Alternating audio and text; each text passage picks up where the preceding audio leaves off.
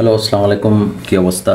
I hope সবাই ভালোই আছেন। তো সম্প্রতি ইরাক সরি ইরান আর ইসরায়েলের মধ্যকার যে যুদ্ধ আমরা প্রত্যক্ষ করেছি বা আমরা দেখেছি, সেটা নিয়ে অনেক ধরনের আলোচনা, অনেক ধরনের কথাবার্তা বা মানে প্রত্যেকটা পক্ষ থেকে আমরা মোটামুটি দেখেছি এবং শুনেছি এবং পড়েছি অনেকগুলো।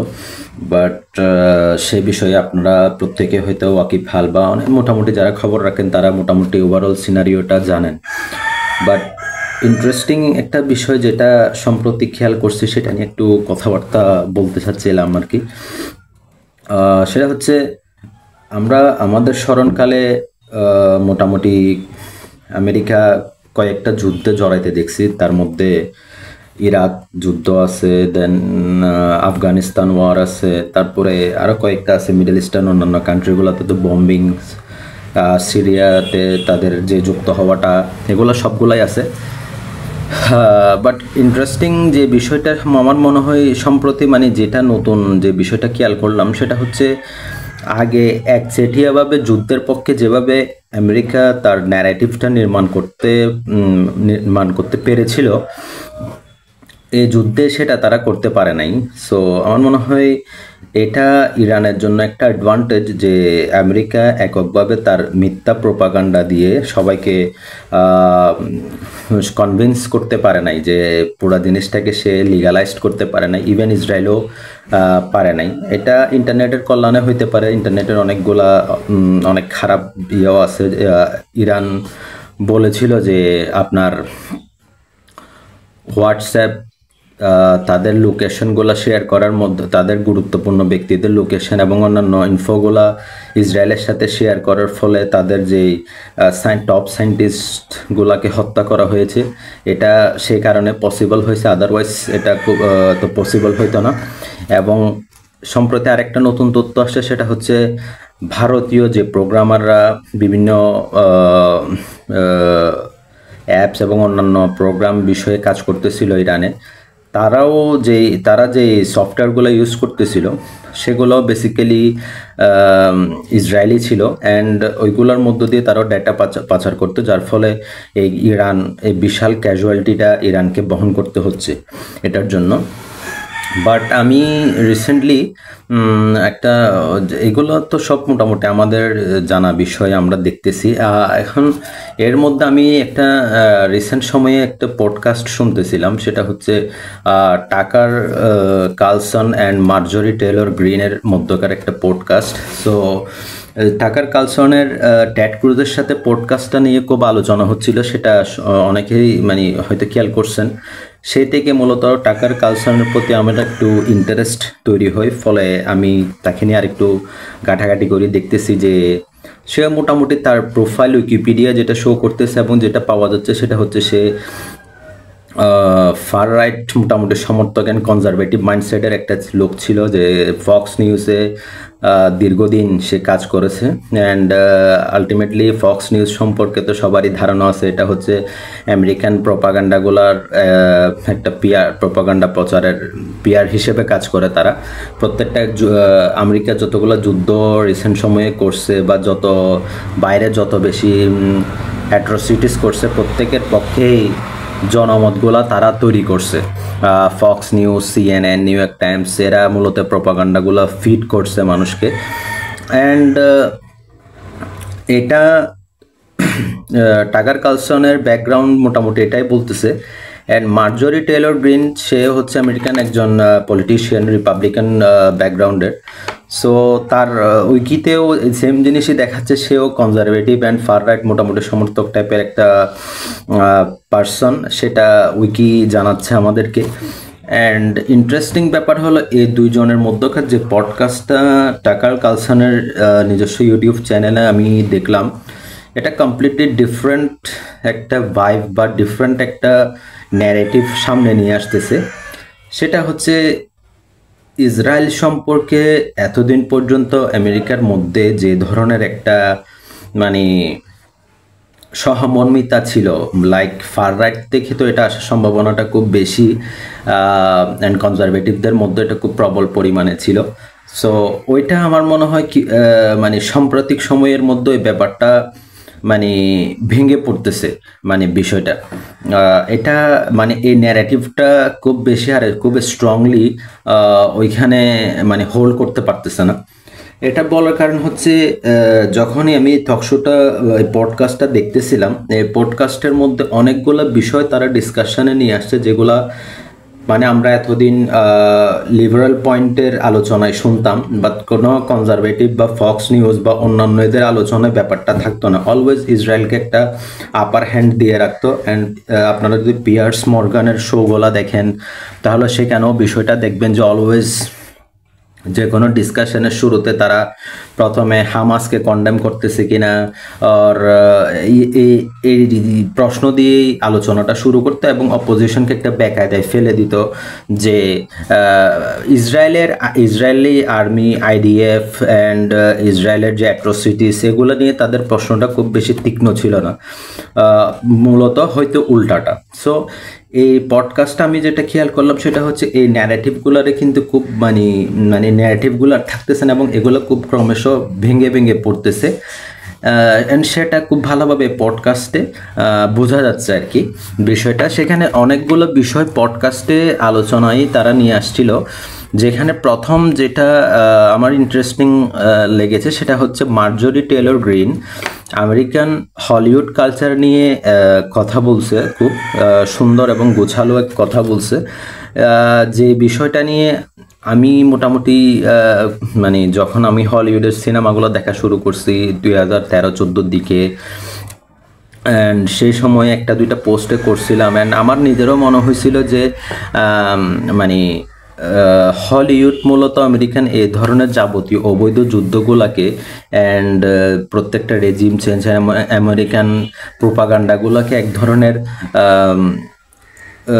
জায়েজ করার যে কাজটা সেটা হলিউড মানে তার এইগুলোর মধ্য দিয়ে করছে। এবং ইসরায়েলি প্রোপাগান্ডা এবং ইহুদিদের পক্ষে যে ধরনের লবিং বলেন, পিআর বলেন, সেটা হলিউডের সাথে বেশি কেউ করে নাই। ক্রমাগত তারা এতগুলো ফিল্ম বানাইছে নাজি জার্মানির কর্মকাণ্ডের উপর বা হিটলারের উপর, ওয়ার্ল্ড ওয়ার 2 এর উপর, হলোকাস্টের উপর, তার সিকিবাগের এক ভাগও তারা প্যালেস্টাইনের যে গত 70 বছর দ্বারা যে অপারেশনের মধ্য দিয়ে যাচ্ছে সেটার উপর ফোকাস করে তারা বানায় নেয়। এর ফলে জিনিসটা ক্লিয়ার হয়, সেটা আমরা দেখেছি। এবং মার্জরি টেলর গ্রিন এই ডিসকাশনের মধ্যে এই বিষয়টা খুব সুন্দরভাবে বলতেছেন যে আমি মনে হয় আমি ফার্স্ট টাইম কোনো রাইট উইংস বা ফার রাইডের কাছ থেকে এই জিনিসটা পাইলাম এভাবে, যেহেতু এর আগে আমি অন্য কোথাও বা কারো আমেরিকান ওই জায়গা থেকে পাই নাই। তো সেই জন্য আমার কাছে বিষয়টা ইন্টারেস্টিং লাগলো আর কি। অ্যান্ড সে বলতেছে যে মার্জরি টেলর গ্রিন বলতেছিল আর কি, তো বলছে হলিউডে আমাদের মধ্যে যে মুভিগুলো আমাদেরকে দেখানো হয়, অলওয়েজ দেখানো হয় মানে এই ভিলেন রাশিয়া থেকে আসতেছে, চায়না থেকে আসতেছে, মিডল ইস্ট থেকে আসতেছে, অ্যান্ড ওই ভিলেনকে আমরা অলওয়েজ মানে তাকে মেরে এবং ওই কান্ট্রিগুলোকে বোমাবাজি করে সব কিছু করে ধ্বংস করার মধ্য দিয়ে আমরা নিজেদেরকে মহৎ এবং বিশাল হিসেবে প্রমাণ করার এই যে প্রোপাগান্ডা আমরা ফ্যাট করছি পুরা ওয়ার্ল্ড ওয়াইড এবং জনসাধারণের মধ্যে, এটার আসলে খুব মানে এটার মোরাল এবং এথিক্যাল ভিত্তিটা নাই। কারণ আমরা একজনকে ক্রমাগত ভিলেনাইজ করে গেছি, একটা গ্রুপকে, একটা টার্গেটেড ন্যাশনকে, যারা আমাদেরকে মানে ক্রমাগত আমরা ওদেরকে ভিলেনাইজ করে গেছি, বাট ওদেরকে হিউম্যানাইজ করার কোনো কাজ হলিউড করে নাই। ক্রমাগত তাদেরকে ভিলেন এবং সন্ত্রাসী এবং তাদেরকে খুব আমাদের প্রতিদ্বন্দ্বী এবং আমাদের শত্রু হিসেবে তারা এদেরকে প্রজেক্টাইল করছে, বাট এদেরকে তারা মানুষ হিসেবে বা হিউম্যান হিসেবে এদেরকে কিন্তু আর ওই জায়গাটা তুলে আনে নাই। বিকজ আলটিমেটলি একটা নেশনসের মধ্য দিয়ে তো নেশনসের মধ্যে বলতেছে এটা সবাই তো একই পরিমাণে ভিলেন অবস্থার মধ্যে থাকে না। তো এটা একটা খুব ভালো পয়েন্ট সে এখানে নিয়ে আসছে। অ্যান্ড 2 নম্বর যে পয়েন্টটা সে খুব ভালোভাবে আলোচনা করছে সেটা হচ্ছে আইপ্যাক ইস্যু। আইপ্যাক মূলত বলা হচ্ছে এটা একটা আমেরিকানের মধ্যে এটা এক ধরনের কনফিউশন আছে যে তারা ইসরায়েল লবি এটা সরাসরি স্বীকার করে না, তারা ফরেন লবি বলে, বাট তাদের যাবতীয় লবিং চলে ইসরায়েলের পক্ষে। এবং এটা নিয়ে সম্প্রতি ট্যাড ক্রুজের সাথে টাকার কালসনের যে আলোচনাটা হয়েছিল, যে পডকাস্টটা, সেটার মধ্যে অনেকগুলো প্রশ্ন সে করেছে তাকে, যার ভালো উত্তর সে দিতে পারে নাই। অ্যান্ড মার্জরি টেলর গ্রিন এই বিষয়টার আরেকটু এক্সপান্ড করছে, সে বলতেছে যে এই ব্যাপারটা মানে এই ব্যাপারটা নিয়ে ডিসকাশন করতে সবাই ভয় পায়, কারণ সবার মধ্যে এক ধরনের ভীতি কাজ করে যে ইসরায়েলকে ক্রিটিসাইজ করলে বা আইপ্যাককে ক্রিটিসাইজ করলে তার পলিটিক্যাল কেরিয়ারই শেষ হয়ে যায়। বাট স্টিল আমি করতেছি, এবং আমার মনে হয় এই জিনিসটা আইপ্যাক নিয়ে আমি খুব আল জাজিরার একটা ডকুমেন্টারি দেখছিলাম, তাও অনেক বছর আগে। আল জাজিরায় 2 পর্বের একটা ইনভেস্টিগেশন ডকুমেন্টারি করছিল যে আইপ্যাক মূলত ইসরায়েলের মধ্যে আমেরিকার মধ্যে কিভাবে কাজ করে, কিভাবে ফাংশন করে আইপ্যাক, সেটা নিয়ে। তখন থেকে কিন্তু এটা নিয়ে মেন স্ট্রিম আমেরিকার মধ্যে খুব বেশি আলোচনা কোথাও চোখে পড়তো না আইপ্যাক নিয়ে। রিসেন্ট ইভেন গত কয়েক বছরও ছিল না, বাট ইরান ইসরায়েল এই সাম্প্রতিক যুদ্ধটার পর থেকে আমি দেখতেছি এটা নিয়ে মেন স্ট্রিমে খুব ভালো ডিসকাশন চলতেছে। আমার মনে হয় এই ডিসকাশন যদি অব্যাহত থাকে তাহলে একটা রেডিক্যাল চেঞ্জ আসার সম্ভাবনা কিন্তু এখানে আছে। অ্যান্ড থার্ড যেই ইস্যুটা, সেটা হচ্ছে খ্রিস্টিয়ান থিওলজির বিষয়ে, মানে যেখানে আমেরিকান স্কুলগুলোতে নাকি পড়ানো হয় যে ইসরায়েলকে সহায়তা করা তাদের খ্রিস্টিয়ান ধর্মতাত্ত্বিকভাবে তাদের উপর ফরজ, এই টাইপের একটা জিনিস তাদেরকে পড়ানো হয়। জেনেসিসের একটা বাইবেলের ট্রেডিশন, ওইটার একটা কোটেশন ইউজ করা হয়। বাট মার্জরি টেলর গ্রিন বলতেছে আমি বাইবেলের যে বিষয়টা, চ্যাপ্টারটা ভালো করে পড়ে দেখেছি, ইভেন টাকার কালসনও তার সাথে এগ্রি করতেছে যে সেখানে ডিরেক্টলি ইসরায়েলের সেকুলার গভর্নমেন্টকে এই ধরনের সহায়তা করার কোনো উল্লেখ মানে তারা এখানে নাই। ওইখানে যে কোটেশনটা ইউজ করছে, মানে সেটা বলতেছে ঈশ্বর তুমি যদি কাউকে মানে ব্লেসিং করো, হেল্প করো, তাহলে ঈশ্বর তোমাকে হেল্প করবে, এবং অভিশাপ দিলে তোমাকে অভিশাপ দিবে, এই টাইপের একটা স্টেটমেন্ট, যেখানে অ্যাজ এ নেশন ইসরায়েলের কোনো উল্লেখ নেই। বাট এই লাইটা, এই মিথ্যাটা আমেরিকান স্কুল সিস্টেমের মধ্যে, আমেরিকান সারমন্সের মধ্যে, চার্চের মধ্যে এটা গেলানো হচ্ছে দীর্ঘদিন ধরে, এবং এটা নিয়ে তারা মানে মূলত মেন স্ট্রিম কালচারে খুব বেশি ডিসকাশন হয় না, কারণ বলে যে এটা হলে একটা ভয় কাজ করে। তো ফলত বাট স্টিল এটা নিয়ে এখন কিন্তু এই জিনিসটা নিয়েও আলোচনা শুরু হচ্ছে, মানে কথাবার্তা চলতেছে যে এটা আসলে একটা হোয়াক্স। সো এটা একটা ইন্টারেস্টিং বিষয়, যেহেতু ডিসকাশন শুরু হয়েছে, আমার মনে হয় এটা ইন ফিউচারও আরও খুব ভালোভাবে ডিসকাশন এখন তরুণ সমাজ আরও জানতে পারবে। ফলত দীর্ঘদিন খ্রিস্টিয়ান থিওলজি ব্যবহার করে ইসরায়েল যে সিম্প্যাথিটা আমেরিকান খ্রিস্টান সমাজ থেকে আদায় করতে সমর্থ হয়েছে, আমার মনে হয় এখন সেটা আস্তে আস্তে ভেঙে পড়তে শুরু করছে, এবং এটা খুব বেশি দিন সারভাইভ করবে না এই ন্যারেটিভটা। অ্যান্ড আরেকটা পয়েন্ট যেটা আসছে সেটা হচ্ছে সোলজার্স, যেটা আমেরিকান যে সৈনিক যেগুলো আছে যারা বিভিন্ন দেশে গিয়ে এখন যুদ্ধ মারামারি করতেছে, এদের ট্রমার যে হিস্ট্রিটা, এটা নিয়ে খুব বেশি ডিসকাশন কিন্তু মানে এখানে আমেরিকান মেন স্ট্রিম সোসাইটিতে মানে হচ্ছে না। এটা নিয়েও তারা কনসার্ন যে আপনি ক্রমাগত আর একটা সোলজার্সদের পাঠাচ্ছেন, তারা এই অবৈধ কাজগুলো করে আসতেছে, করে আসার পরে ম্যাক্সিমাম আর একটা স্বাভাবিক জীবনযাপন করতে পারতেছে না, কারণ তাদের বিভিন্ন মানসিক সমস্যা হচ্ছে, তাদের নাকি ফ্যামিলিগুলো নষ্ট হয়ে যাচ্ছে, তারা ফ্যামিলি মেনটেন করতে পারতেছে না, পরিবার মেনটেন করতে পারতেছে না, কোনো একটা ভালো জবে ফাংশন করতে পারতেছে না। এই সমস্যাগুলো এগুলা নিয়ে এখন কথা শুরু হয়েছে। যেমন মার্জরি টেলর গ্রিন এই ইন্টারভিউতে এটা চমৎকারভাবে এক্সপ্লেন করছেন যে তারা কিভাবে কেন ফাংশন করতে পারতেছে না।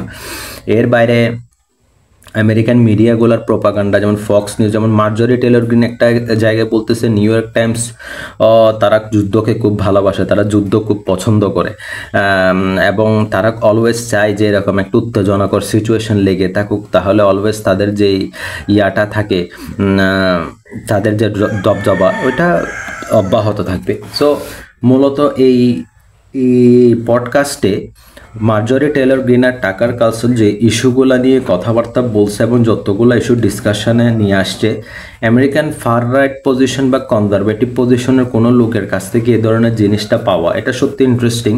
কজ এদের কাছ থেকে ফিগারগুলোর কাছ থেকে অলওয়েজ আমরা একটা মারদাঙ্গি ন্যারেটিভস বা পয়েন্ট অফ ভিউ আমরা দেখে অভ্যস্ত, বাট এখন এই জিনিসটা চেঞ্জ হচ্ছে এবং সেটা যে ভালোর জন্য চেঞ্জ হচ্ছে আমাদের মনে হয় এটা ইসরায়েল এতদিন পর্যন্ত একক যে আধিপত্যবাদ বা যে ধরনের সিম্প্যাথি আমেরিকার কাছ থেকে পেয়ে অভ্যস্ত, আমার মনে হয় এই ধরনের ডিসকাশন যদি আরও আগামী কয়েক বছর কন্টিনিউ হইতে থাকে তখন কিন্তু এক ধরনের রেডিক্যাল চেঞ্জ আসবে, এখানে আসতে বাধ্য। এবং যেটা হয়তো ইসরায়েলের যে প্ল্যান বা যে স্বপ্ন ওইটার ক্ষেত্রে কিছুটা হয়তো মানে বাধাগ্রস্ত হবে, অ্যান্ড এটা হয়তো এখানে মিডল ইস্টার্ন কান্ট্রিগুলোর জন্য একটা ফেভার হিসেবে অ্যাডভান্টেজ হিসেবে কাজ করতে পারে। এটা জাস্ট আমার একটা ধারণা, I am not sure. So এবং আমি রিকোয়েস্ট করব যারা ইন্টারেস্টেড এই বিষয়গুলোর প্রতি তারা পডকাস্টটা শোনার জন্য। আমার অনেকগুলো বিষয় ডিটেলস জানার আছে এখানে, অ্যান্ড টাকাল কার্লসন খুব ভালো কাজই করছেন, অ্যান্ড এই আর কি ওভারঅল। সো আপনারা কি ভাবেন বা এটা নিয়ে আপনারা দেখছেন কিনা, এ ব্যাপারে আপনাদের মতামত জানাতে পারেন। ধন্যবাদ সবাইকে।